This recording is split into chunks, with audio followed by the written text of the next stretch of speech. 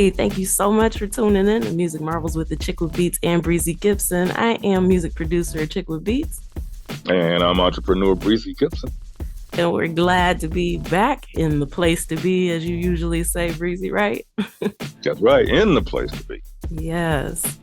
And, we got another show lined up for you, just chock full of music industry news. There's been a lot going on. So, we'll pick out the highlights to share with you. And, it's just really good to be back in the flow of everything. Super huge shout out to our home stations, Grander Radio out of Grand Rapids, Michigan, and Sparks Radio out of Atlanta, Georgia. Yes. They're pulling it, man. They got the flagpole up. They got the flag fluttering in the wind. Oh, and there's a lot of wind lately, isn't there? There is. Oh, yeah. How about that? Yeah. All right. So without any further ado, we're just going to go ahead and give it to you. Okay, let's do it.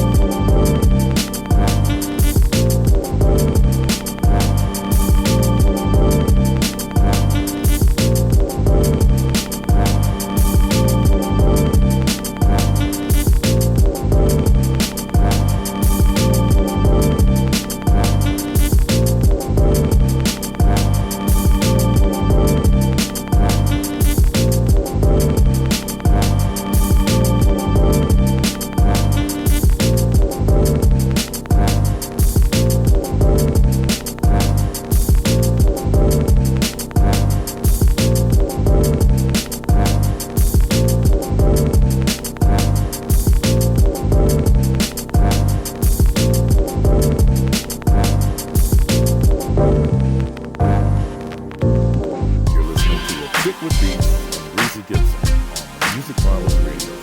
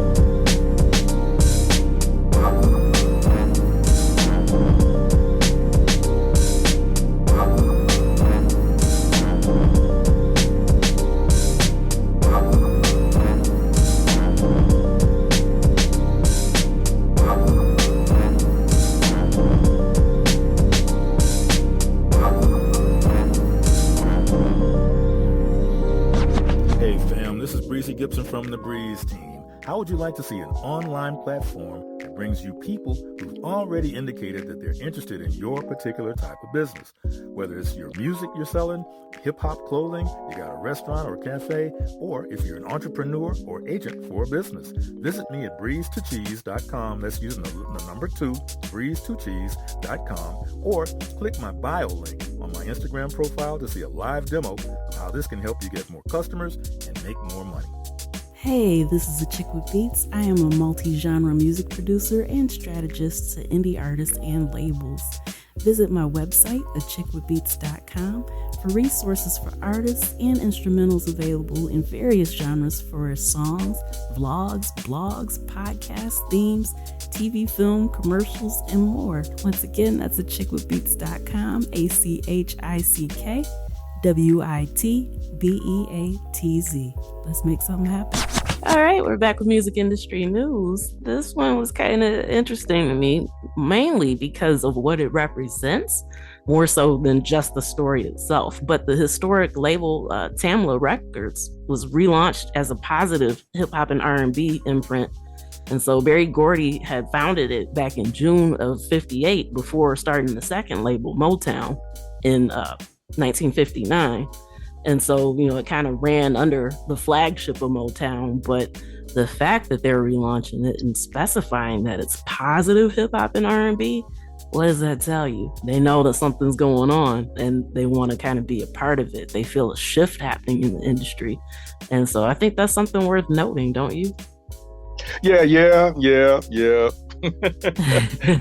we'll expound about that a little bit at the right time. But there needs to be a shift going on. Yeah, absolutely. So it's going to be running under Capital Music Group and Capital Christian Music Group as well. So hey, the world definitely needs more positivity. So I'm excited about this for sure. Yeah, there's just situations popping up, where very, very, very talented people actually are being pushed aside or have been being pushed aside and turned down for interviews and so on and so forth. Once they say that, they're not into underground rap or harsh hip hop or other genres, folks are acting like, oh, well, no, we don't interview with that. Okay. And talented artists are just left standing there, so hey, it's a good thing. Thing. And now that you mentioned that, it kind of reminds me of some of the stories that we've shared before, where it was kind of like the secondary point to it, but a lot of these labels actually have a piece of a lot of the media. So, they kind of control who's on there. Just like you said, it's like, oh, if you're not with us, we can't have you down in our other artists. So yeah, you're not going to get coverage by, this outlet or, whatever ones that they actually control.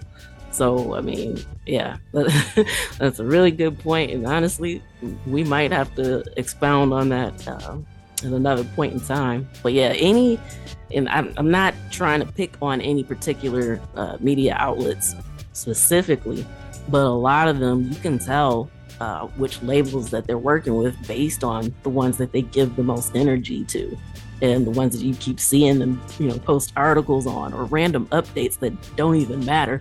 Like, hey, did you see this tweet that so-and-so tweeted? But yeah, that's a whole nother topic for another episode, don't you think? Yeah, it's about 6 shows right there. Yeah, really. About 6 shows, maybe even 8, 9 shows right there. Because there are some talented, I don't have to say that. There are talented artists all over the place. But they're right in our own midst. Okay, sometimes, depending on where you are, you can't even make a left turn or a right turn without bumping into an artist that's very, very talented, extremely talented. Absolutely. And then you mean to say they can't get a 2-minute interview? Right. Come on. Right. But hey, if you're one of those artists, we're here. That's right. And that's what we do. But, of course, we have a process. We don't take just anybody. You got to be one of those talented artists, just as Breezy was saying. But that's part of the drive behind what we do, is trying to make sure that people who are talented actually get the shine that they deserve, since some of these other outlets aren't doing it. That's right. Okay. And, so, I mean, hey, we got a lot of stuff popping here, so don't take us for granted, because there's a lot of stuff popping that we're about to release. So, hey, stick and stay. Yes. All right. This is another one that the information is important itself, but also more so what it represents. There's a music program that is aiming to increase diversity in college music departments. And so basically what's happening here is the students will receive free private lessons and master classes at the Kennedy Center from established musicians like the String Queens and some others. But it's basically accepting rising 8th through 11th graders who play either the flute, oboe, clarinet, bassoon, French horn, trumpet, trombone, tuba, orchestral percussion, violin, viola, cello, bass, or harp that live in the DMV area and who also identify as BIPOC. So, they're encouraging anybody that fits to apply. And they're saying that it's super selective. So, you got to be driven and dedicated. You want to have a professional career in the music field. And they say you got to practice at least 10 hours each week outside of the rehearsals and lessons. So what is that saying? They don't want anybody that just takes it as a hobby and they're not serious about it. So this particular fall, the applications are closed already, but definitely something to keep in mind if you know someone within that age range for next year, because they already had their first graduating class. So that's a super huge heads up or a head start for anybody that is looking to take their music career to the next level. Well, the standards and requirements, when you're talking about 10 hours a week, so forth. Well, hey, when the bunch I was raised up with, we used to rehearse 10 hours a day. Individually. Oh my God. Okay. And so, our heads were deep. Our heads were deep into the music, so, when you're younger like that, you're at a sponge age and you're just soaking up, the music and the lyrics or the instrumental parts, the various instruments. Oh man, we were soaking that up like sponges. And so, and it was fun. Okay. So back then it wasn't a business. It was fun. Okay. So, we just developed a lot of skills like that. So, but shouts out to all of the folks who are drawn into music in the various levels and styles and types. And there's a lot of spots in it. It's not just the instrumentalists. There's people in the background, people in the foreground, people on the side. So there's a lot of roles, aren't there? Yes, there really are. And, just in case anybody's looking to try to get into that for the next go round, that's the Washington Musical Pathways Initiative. Sorry, just realized I left out the name. That's really crucial. Okay. Yeah. Good deal. All right. And Paul McCartney has clarified exactly how AI will be used in the new Beatles song. He wants people to know that it's all real and they all play on it, because initially when he mentioned that they'd be using AI, of course, there was some outcry, but apparently he had already explained this earlier. But they're using AI to separate the vocal tracks from background noise and instruments, not to create new material. So he said that, it'll extricate John Lennon's vocals from an old recording so that way they can use it on the new untitled track. And so, it's really important that people understand that there are multiple ways that AI can be used in music, not just as a substitute for creativity, but in this particular case, it's allowing them to actually be able to create music as a band. Another thing that kind of gets brought up all the time is whether or not, different artists will have the rights to use other people's work. But of course, working with the states and, as long as you do it properly, it's a great thing. Well, there's just so much popping, so much, and see, a lot of the times the younger folks, the younger generation, I say that lightly. Now, they don't understand that or realize that a lot of these groups, bands, performers, or whatever, the way it used to be, once practice started, the tape started rolling right then. Okay, so what I'm alluding to is that there's all kinds of sounds, tunes, songs that famous or non-famous artists recorded because that tape was rolling, and so today it doesn't have to be new music. It might be new to the public, but these are songs that these guys and ladies recorded a long, long time ago that they can just reach into the bag and pull out at any time they want to. Mm-hmm. Okay, so it's new to the public, but it's not new to them. So yeah, I can understand what Paul McCartney is saying. He can reach into a bag with something that they recorded years and years and years and years ago. Absolutely. And put some AI on it to, like you said, to split some voices and so on and so forth. And because there's a lot of music out there. Look at Prince. Yeah. Man, so much music never even released. Right. And on and on and on and on and on and on. Michael J. On and on and on. So. Yeah, because like you said, I mean, it could have been from them having it rolling during a session. Maybe somebody's cat started meowing, but now you can use AI to be able to extract, what you want from it instead of, taking the track as is. So yeah, there's so many possibilities when it's done the right way. Let me specify that. That's right. Absolutely. All right. Absolutely.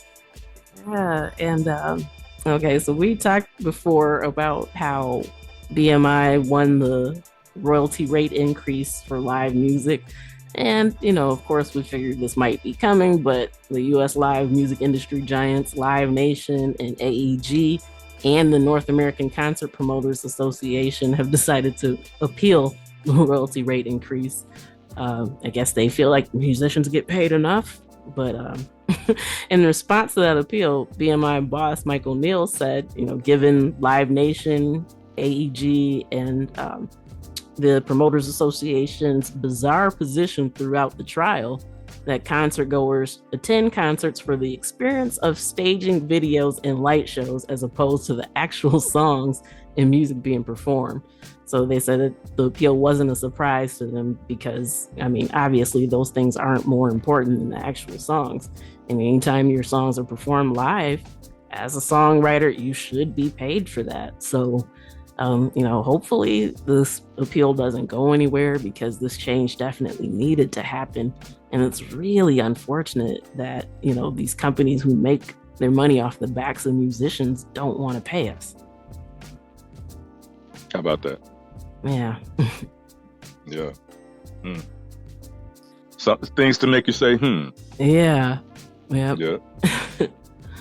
All right. The Agency for Performing Arts and Artist Group International merged to form an independent artist group.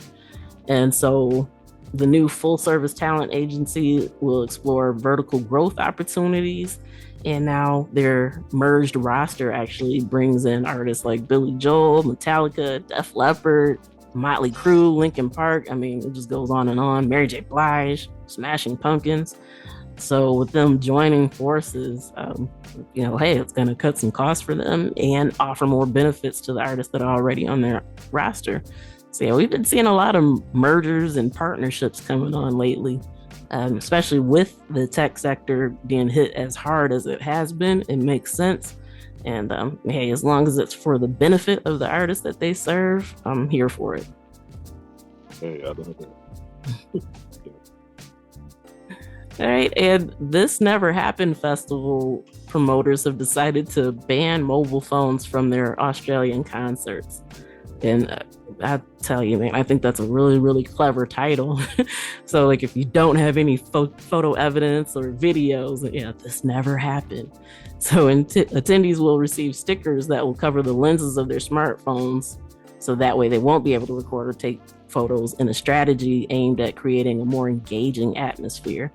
And so, hey, we'll see how that success goes. Apparently, the people who've been snatching up tickets are already excited about just being there and being present in the moment, not worrying about having to post it on social media or live stream for friends at home.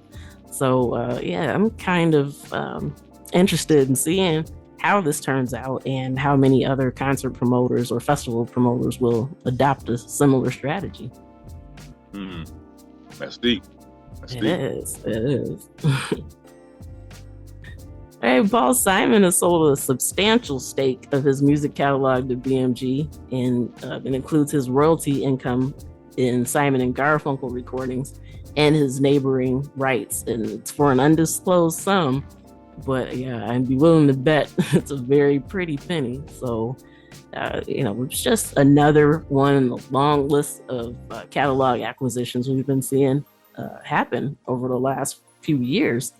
And we did say that there were some reports that people thought that it was going to slow down at the start of 2023. But yeah, we've still got these stories coming in. I mean, they're flowing in too. Yeah. All right, and AWOL has expanded into India and South Asia by acquiring OK Listen. And so the founder and CEO has now been appointed AWOL's head of India and South Asia. So, little tidbit, even though the market is considered kind of small right now, India's music, radio, and podcast businesses are forecasted to grow an average of 19.1% annually in the years ahead, and set to become a $1.34 billion industry by 2025. So, I mean, that's a heads up. They're obviously banking on these forecasts being right, and it makes sense. There's so many people within those areas. And, now with these companies that are kind of growing and fledgling, we keep seeing some of the larger ones come in, and because they want a piece of it. And so that's telling you something, that if they're expecting the market to grow, that means there's more listeners, which means, hey, I've said this 1,000 times. Breezy said this 1,000 times as well. But yeah, the world is much bigger than wherever you are. So definitely something to keep in mind whenever you're, releasing your music or even figuring out how to market it as well. So, hey, that area's got some huge growth ahead, and it's good to be in a position to be able to take advantage of that. Yeah, you gotta be ambidextrous. In other words, keep a whole lot of different things going on at the same time, or at least more than one thing going on at the same time. And veer on out. Spread your wings and recognize, that there's a lot of people doing a lot of progressive things, making money or attempting to spread the word about various topics. And so sometimes an artist can just be blind to that and not be aware, and they can end up missing out. They can miss out on some things. So just a word, that's all. A good one. Yep. All right. The LA-based pop publisher Pulse Music Group is expanding into the record label area with Concord to launch Pulse Records. And so the label's actually going to be a part of the Concord label group, and the distribution will be through the company's longtime relationship with Universal. So Pulse Music Group will lead the A&R, creative, and marketing services, while Concord's going to provide the support through its label services platform and their admin teams.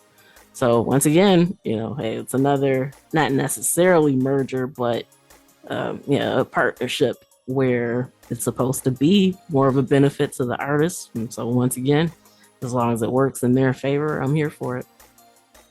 Yeah, I'm with you on that. All right, and the RIAA has asked Discord to remove the AI Hub server that's hosting copyrighted songs. Users have been sharing guides and AI models, which include data sets of entire copyrighted songs on the AI Hub Discord server. And so, of course, the RIAA sent a DMCA subpoena to Discord requesting that the identities of the offending individuals are released to them. So we got to see what happens with that. But I mean, yeah, that's a potential for disaster. We don't really know how many songs have been uploaded yet, but it's just really unfortunate because those artists worked so hard on their music, and we're already fighting to be paid properly from many of the streaming services. The fact that your work could actually be uploaded and somebody's feeding the models, so they're basing stuff off of either what you've written or your voice or the instruments you've played. It's got the potential for some serious ruin, really. So, yeah, we'll kind of have to see how this plays out.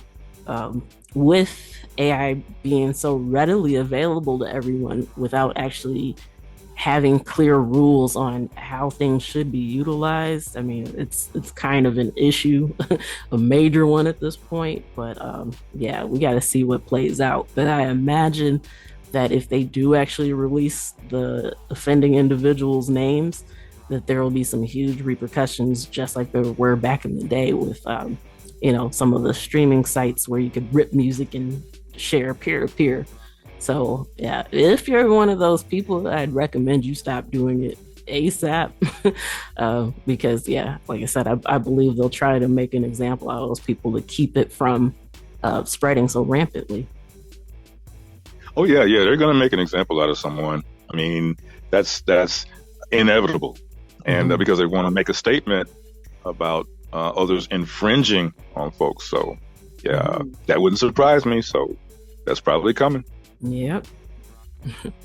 All right. Vibrate launches independent artist platform offering distribution and advances for up to $1 million. So we've talked about Vibrate before. It's a music data company, but now that they're expanding their services, it's actually called Vibrate for Artists, and they're offering distribution on all the major streaming platforms. They've got booking and promotion tools, playlist and festival pitching. There's a free one-sheet tool and a professional artist analytics offering across streaming and social media channels.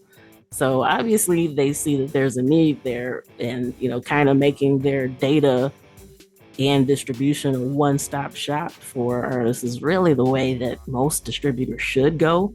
So yeah, we'll see kind of what happens with that. We've seen a lot of other platforms kind of move to offering data, but not really the other way around, like this particular company is doing. So hey, that always means that there's more choices for artists, and hopefully you can get what you're looking for as these companies start to add these extra benefits and bonuses. Stuff never stays the same. There's always room for improvement. There's always move for change. Yeah. Positive change. Yeah. So, yeah. Yeah, and it really makes sense because you shouldn't have to go to all those different places to get what you need done. If you release your song, you should be able to get your promotional tools and find out what's going on across the board in one spot. So it really makes sense, and it's definitely a good change. Yeah, I agree. And I'm sure a whole lot of other folks do as well. All right, and speaking of change, history kind of shows that Elon Musk will have to fight these music publishers on this lawsuit. It's probably not going to go his way because and Music Business Worldwide is who did this little write-up about it. So I definitely recommend that you check it out in its entirety on their site. But since Twitter turned to video as a new source of revenue, and just for the record, if you weren't aware, Twitter Blue subscribers can actually upload videos up to 2 hours in length and 8 gigs in size. And so now, with that addition, the platform's kind of like a hotspot for multimedia content. And of course, the videos are music infused. So, I mean, the national, the NMPA and other music rights holders had kind of been saying, hey, Twitter should have been paying us for music on the platform this whole time. And that was back when it was shorter form videos. But now that they're longer, it's definitely going to be an issue. And with them using more video and longer video that actually makes them more similar to YouTube and some of the other battles that music rights holders fought and won in the past. So yeah, there's a good chance Twitter's going to have to cough up some money, and they're still struggling to be profitable. So yeah, it'll be kind of interesting to see how this plays out. But definitely, of course, I'm always on the side of the rights holders. Yeah, because nobody wants their music streaming there or being used there and they're not getting paid. I mean, I mean, some people do want to give their work away, but most of us don't, and we deserve to be compensated for what we do. So yeah, once again, so we have to see how this plays out. But if we look to all these other battles that they fought in the past, and they've been successful, so I assume Twitter's probably going to be up next in that check mark for successful battles for rights holders. Yeah. Meanwhile, another angle to look at that is as it concerns information. Okay, there may be folks out there who have close ties to the music industry, and they're not musicians, but they want to get the word out about something that they've got going on, or the different types of news bits and so on and so forth. So hey, if they're turning more to video, which we know a lot of the networks already are, okay, we'll see that's a red, that's a flag for you to partake of that by making a couple of short videos about what it is that you're involved with, on the verbal aspect, on the verbal front. So, if you got some kind of organization and you're pushing strong for a particular reason, no matter what it might be, throw some videos up on there and take advantage of this opportunity take advantage of the situation while it's there. And then you never know. You can you may end up getting compensated for spreading some important information about what you're doing. And that's what better than that? You're helping other people, but you're getting paid at the same time. Yeah. Well, that was some free game right there. Yeah. There's a lot of different groups out there that are positive. They're trying to help various communities and help various segments of different communities.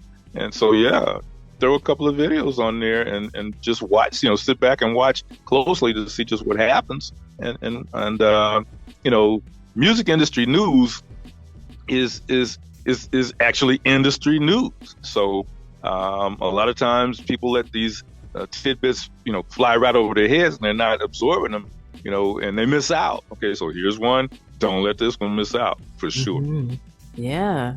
And yeah, word is that they're actually trying to work to have Twitter apps to be available to view on TV. So that shows you, this push that they're, going for, depending on how it works out, it could be even bigger than it is now. So yeah, that was excellent advice to share. Thanks, ma'am. Thank you. Mm-hmm. Oh, yeah. All right, we're going to take a quick pause for the cause, and then we'll be back before we head out. Okay.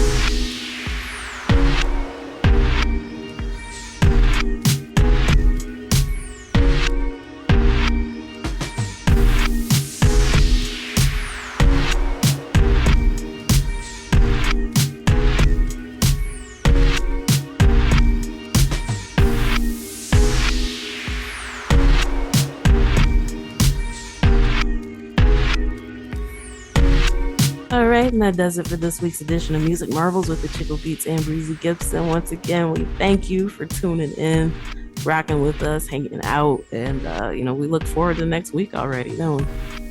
Oh man, it's flowing, it's going. So there's a lot popping, and we're glad that you're here with us to hear this information. So don't take it lightly.